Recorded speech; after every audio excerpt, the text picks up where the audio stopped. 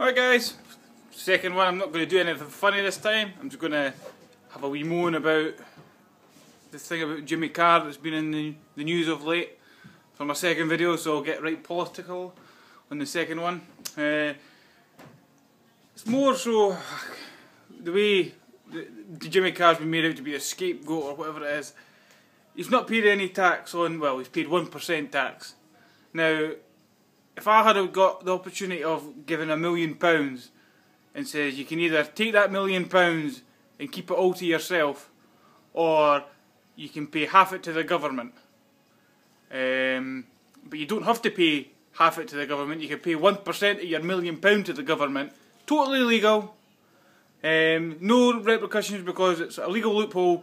Totally legal. And I think I would do the exact same as what Jimmy Carr's done. I would say, I'll go down that 1% route.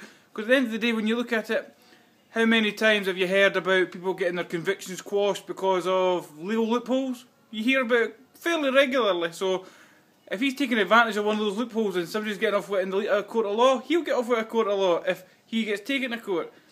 So anyway, that's my view on that.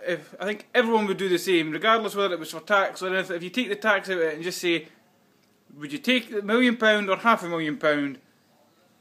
You would take the £1 million. The other one is the stance David Cameron has taken on the said subject. Said it's morally unacceptable for Jimmy Carr to be doing it the way he does.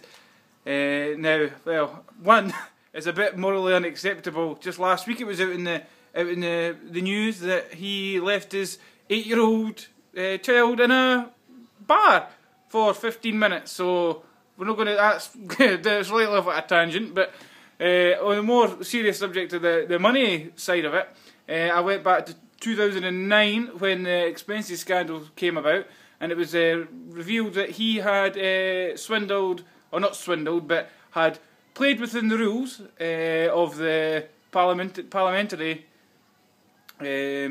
household benefits that they get, and he took £22,000 off the taxpayer, the maximum that he was allowed to through the parliamentary route.